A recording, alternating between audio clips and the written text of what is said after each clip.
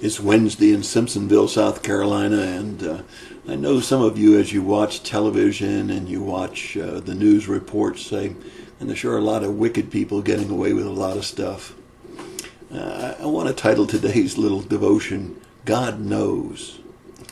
Probably no better section to refer to than Luke chapter 11, verses 45 through chapter 12, verse 12. But there Jesus is dealing with a bunch of Pharisees who have become corrupt. They've become biased against him. They've treated the people with contempt, and yet themselves are very proud of themselves and proud of their position. And he says in verse 45 and 46, woe to you. You burden the people with rules and regulations. Woe to you.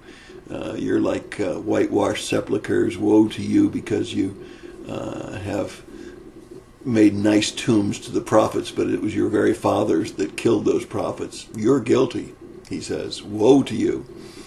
You've taken away the key to knowledge. That is, they've blocked the people's knowledge of the true gospel message, which they themselves missed, and they've hindered the way for others to come and find that.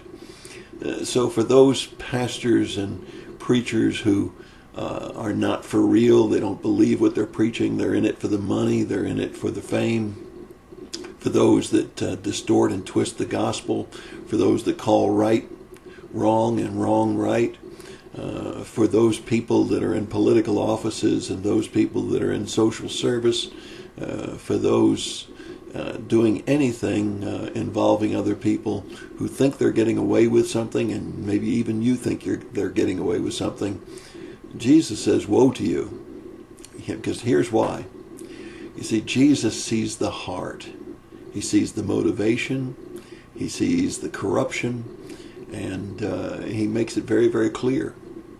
He says, nothing covered will not be revealed, and nothing hidden will not be made known.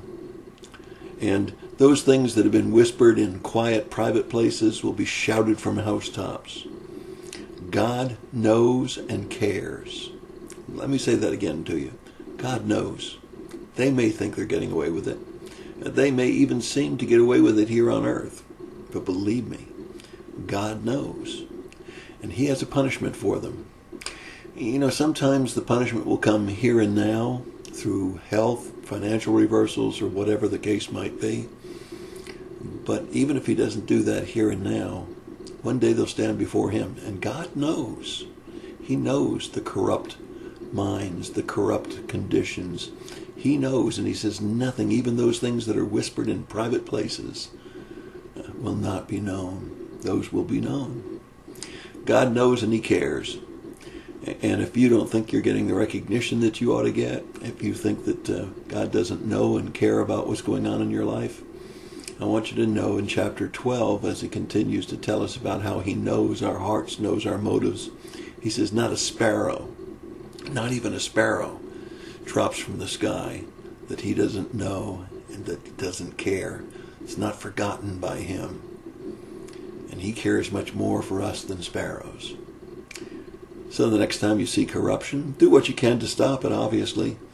But don't worry, because God's going to take care of it. He knows. Nothing that's done in secret or private. No ungodly motives, no corruption goes without his notice.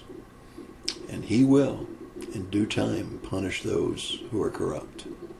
That's your thought for the day. God bless you and have a great day.